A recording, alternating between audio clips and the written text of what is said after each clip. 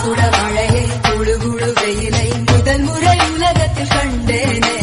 வெள்ளை நிற இரவை கருநிற பகலை முதல் முறை பார்த்தேனே.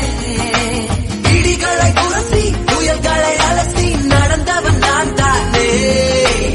இது என்ன மாயா மலர் ஒன்றை பறிக்க முதல் முறை பயந்தேனே. எனக்குள் நுழைய நான் உனக்குள் வளைய நாம் நமக்குள் கலைய நம் உலகம் உடைய தெளிவானை வேட்டைதான்